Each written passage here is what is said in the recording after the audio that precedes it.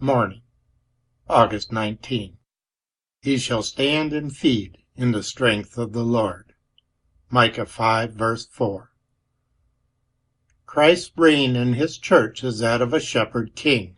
He has supremacy, but it is the superiority of a wise and tender shepherd over his needy and loving flock. He commands and receives obedience, but it is the willing obedience of the well-cared-for sheep, rendered joyfully to their beloved shepherd, whose voice they know so well. He rules by the force of love and the energy of goodness. His reign is practical in its character. It is said, "He shall stand and feed." The great head of the church is actively engaged in providing for his people. He does not sit down upon the throne in empty state, or hold a scepter without wielding it in government.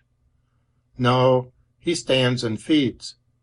The expression feed in the original is like an analogous one in the Greek, which means to shepherdize, to do everything expected of a shepherd, to guide, to watch, to preserve, to restore, to tend, as well as to feed.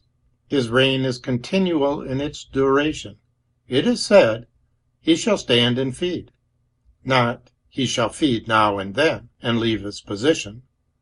Not, "He shall one day grant a revival, and then next day leave his church to barrenness."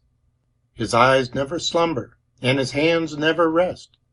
His heart never ceases to beat with love, and his shoulders are never weary of carrying his people's burdens.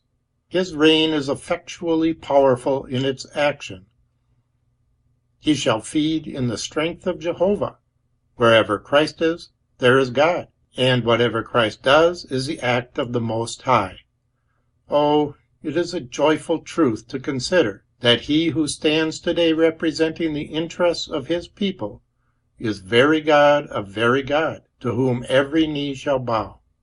Happy are we who belong to such a shepherd, whose humanity communes with us, and whose divinity protects us. Let us worship and bow down before him as the people of his pasture.